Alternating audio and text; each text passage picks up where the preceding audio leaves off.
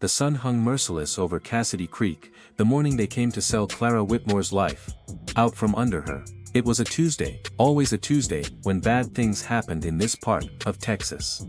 Clara stood on the warped porch of the ranch house her father had built with his own 2 hands, watching strangers mill about the yard like crows at a carcass.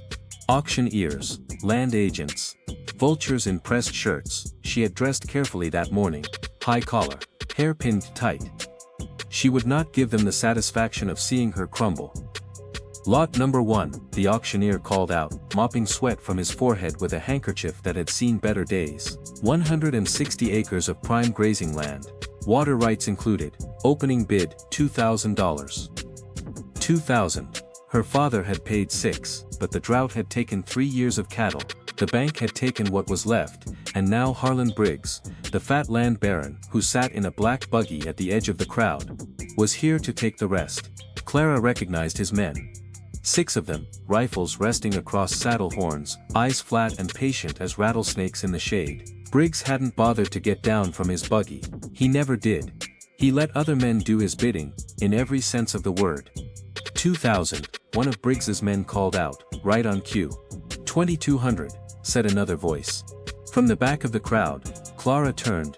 Sheriff Cole Ryder stood with his arms folded across his chest, hat pulled low, badge catching the hard morning light. He was tall in the way the land was tall. Not showy about it, just there. He hadn't shaved in 2 days, and his jaw was set like a man who'd already made up his mind about something, and was just waiting for the world to catch up. Briggs leaned out of his buggy. "Ryder," he said, voice smooth as river silt. "You're a lawman, what business you got bidding on land?" "Same business as any free man in a free territory," Cole said, not looking at Briggs. "I'm bidding 2,500. Briggs's man called, 3,000. The crowd went quiet. Clara felt her breath catch somewhere behind her ribs. 4,000. Briggs said himself this time, his voice dropping the pretense of pleasantry. Cole Ryder unfolded his arms and looked directly at Harlan Briggs for the first time. $8,000, he said. "And I'll be back here tomorrow with the deed certificate and a bank draft from Abilene. Any man who tries to stop that transaction will answer to this badge and the 6 inches of iron underneath it." The silence stretched like a rope pulled tight, then the auctioneer, who had not survived 20 years in this business by being slow, cleared his throat. 8,000, going once, going twice, sold, to Sheriff Cole Ryder. Clara Whitmore stood very still on her porch and did not cry. She had promised herself she wouldn't. But, when Cole finally looked at her, just looked, nothing more, she felt something she hadn't felt in 3 years crack open inside her chest, like drought earth after rain. He came to the door that evening. Clara had seen him coming from the kitchen window, and had spent 4 full minutes deciding whether to answer. She answered. She had never been a woman who hid from things, even things that hurt. "Clara," he held his hat in both hands. That was new. She'd known Cole Ryder since she was 16 years old, and she'd never seen him hold his hat like that, like it was something fragile. "Cole, I want to explain what I did today. You bought my ranch." "I did, at double what any sane man would pay." "Yes." She leaned against the doorframe and studied him the way you study weather, looking for what it means, not just what it is. Cole Ryder had been her husband's closest friend. He had stood at their wedding 11 years ago, and toasted them with good whiskey and a grin that could light a barn. And then her husband, James, had ridden out one winter morning to chase strays and never come back. A ravine, a horse that spooked, the kind of accident that doesn't make sense no matter how many times you turn it over. Cole had been the one who found him. Cole had been the one who told her. After that, something between them had grown too complicated to name and too painful to touch, like a burned scar, present always, better left alone. "I don't want your charity," she said. "It's not charity, I want to make you an offer." "Cole, let me finish." His jaw tightened. "I'm not buying this ranch out from under you. I'm buying it so Briggs can't. The deed will be in your name by Friday.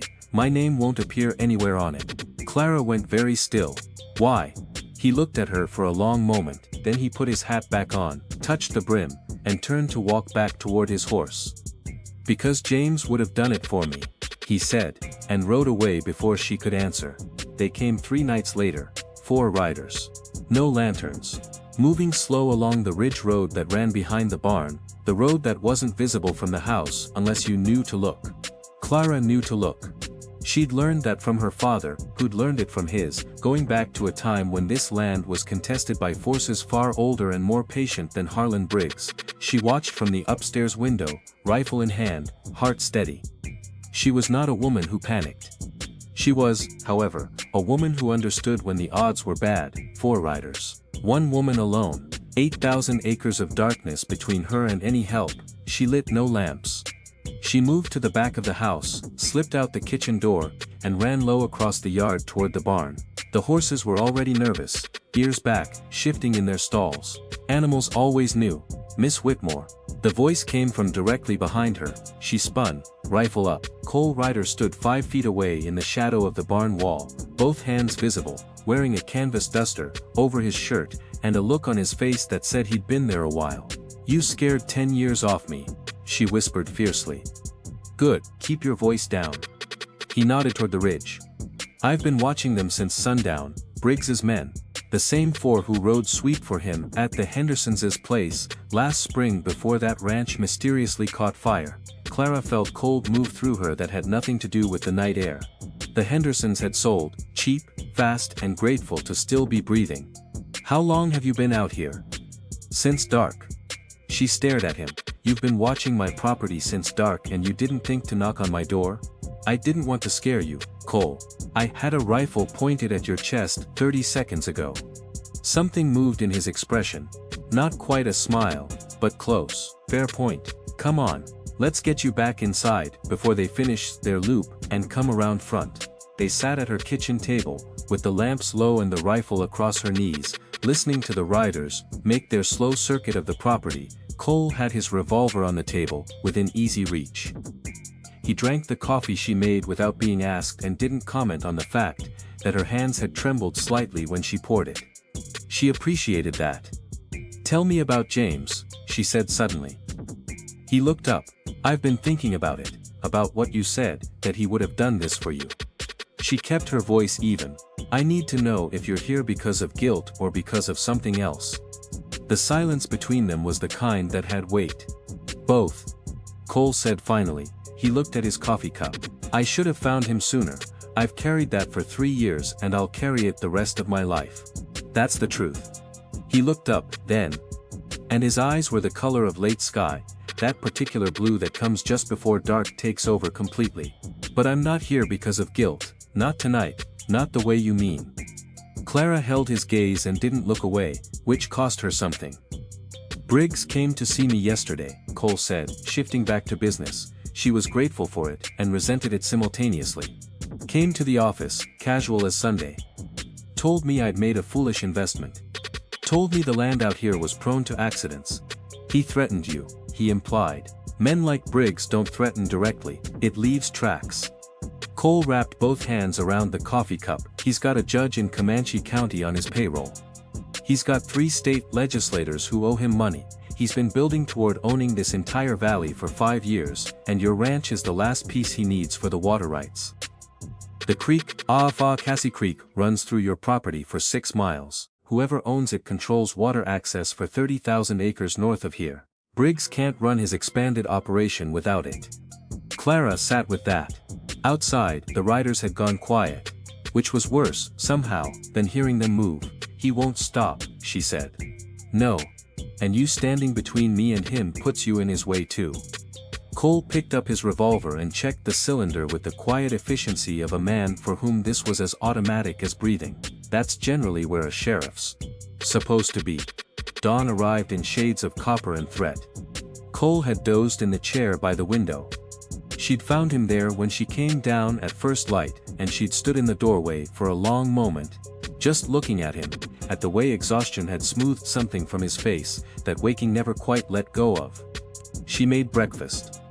He woke at the smell of it, the way any man raised near a working kitchen would, and they sat across from each other and ate without ceremony. "I sent a wire to the county marshal last night," Cole said, pouring syrup with a steady hand, "before I came out here. And one to the land registry office in Austin." "What for?" "Protection on both ends.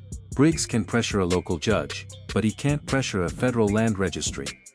Once your deed is filed in Austin with proper witnesses and a notarized transaction record, it becomes substantially harder to contest or circumvent. He looked up. I also wired a reporter in San Antonio. Clara set down her fork. A reporter. Men like Briggs fear exposure more than guns. They've got lawyers to handle guns. They don't have lawyers who can unprint a front-page story about land fraud and intimidation in the Texas territories. She looked at him for a long time. You've been thinking about this. I've been thinking about this for a while. He said it plainly, without emphasis, which somehow made it land harder. Before she could respond, the sound of hoofbeats broke across the morning. Not 4 horses this time. More. She counted from the window. 8 riders coming up the main road, fast, and at their head in a black coat that ate the early light, was Harlan Briggs. He's not implying this time, she said. Cole stood and put on his hat. No, he's not. He looked at her, and something passed between them that was too large and too old for the moment they were standing in. Stay in the house. Clara, Cole. Please. Just the one word. The weight of 3 years in it. She stayed, but she loaded the second rifle and stood at the window where she could see everything. And Cole walked out to meet them alone, 8 men. Briggs in the lead, not bothering with the buggy today. He was on horseback, a big gray stallion, the kind of horse that said its owner had never once been told no. The 6 armed riders from before plus 2 new ones with the look of professional trouble about them, the kind of men who got paid well to be very good at one specific thing. Cole stopped in the middle of the yard and waited. Ryder. Briggs reined in 20 feet away. I'm here to discuss the property transaction from Tuesday. I believe there may have been some irregularities. Morning, Harlan. Cole's voice was easy, almost warm. I'd invite you inside, but I don't think this is a social call. The woman has no legal standing to sell. Her husband's estate was never properly probated. The land title is disputed. Briggs smiled. It didn't reach his eyes, which were the color of money and nearly as warm. I have documentation from Judge Fremont, in Comanche County affirming this. Which means your purchase is void, the auction is invalid, and this property reverts to bank ownership, where I happen to hold the outstanding note off Fremont. Cole nodded slowly, as though considering this. Interesting, because I have here. He reached into his coat and removed a folded paper. A federal order from the Land Registry Office in Austin, signed this morning via telegraph. Confirming Clara Whitmore's clear title to this property, witnessed and certified, superseding any county-level determination. He looked up, federal jurisdiction, Harlan. Fremont's got no play in this. Briggs's smile didn't move, but something behind his eyes did. You've been busy. It's my job, your job. Briggs looked at the house, at the window where Clara stood, and Cole shifted, just slightly, putting himself more squarely between Briggs's sightlines and that window. Briggs noticed. His expression sharpened. This isn't about your job, is it, Sheriff? It is today, Cole said, and tomorrow. The silence stretched like a held breath. Then, from the ridge road, the same ridge road the riders had used 3 nights ago, came a sound. Hoofbeats, more of them. Cole didn't look away from Briggs, but Briggs turned, and what he saw was 6 deputies from the county seat, badges catching the morning light, rifles across their saddles. Behind them, a man with a notebook and an air of professional attentiveness who could only be a reporter. And behind him, the county marshal. Briggs sat very still, on his gray stallion. A man who had spent 20 years buying outcomes, stared at one he hadn't been able to purchase. I believe, Cole's, quietly, that you've got about 10 seconds to decide whether this is a morning you want to be remembered for, because that man with the notebook remembers everything. Harlan Briggs looked at the reporter. He looked at the marshal. He looked at Cole Ryder, who stood in the dust of Clara Whitmore's yard, with no particular urgency and all the patience in the world. Then he turned his horse and rode away. His men followed, one by one, until the yard was quiet again and the dust settled, and the only sound was the creek moving over its stones somewhere beyond the tree line, steady and unimpressed, the way water always is. Clara came out of the house when the last rider crested the ridge and disappeared. She walked across the yard, and stopped beside Cole, and they stood side by side, looking at the place where 8 men had been. and weren't anymore. The morning had taken on that particular quality it sometimes got after a crisis passed, too bright, too quiet, everything slightly more vivid than it needed to be. "The reporter," she said. "Sam Garrett. San Antonio Ledger. He'll have a story on Briggs's land practices in Sunday's edition. By the time Briggs recovers his standing enough to try anything else, the Federal Registry will have your deed on permanent record and the county marshal will have opened an inquiry into Fremont." Cole squinted against the morning light. "He's not finished. Men like that are never finished, but he's slowed down considerably. You planned all of this, most of it. The rest was improvised." Clara turned to look at him. He was still watching the ridge, the way a man does when he's not quite sure the thing he's watching is gone for good. "Cole," she said, "why didn't you come back? After James, after everything settled, you disappeared for a year and then when you came back, you were the sheriff, and we were." "You were." She stopped. There were too many ways to finish that sentence and none of them came out right. He turned to look at her then. Really look, the way he hadn't let himself since he'd ridden up to that auction. "Because I didn't trust myself," he said. "Around you after." He stopped and started again. "James was my closest friend, and I had no business feeling what I felt standing at his funeral. So I left." The wind came across the flat land and moved through the grass and kept going, the way wind does, indifferent to the weight of human things. "He would have wanted you to come back," Clara said softly. "I know that now, you knew it then too." He was quiet for a moment. Then, yes, she didn't touch him, not yet. That would come later, in its own time, in the slow way things grew back after seasons of drought. Not all at once, but steadily, root by root.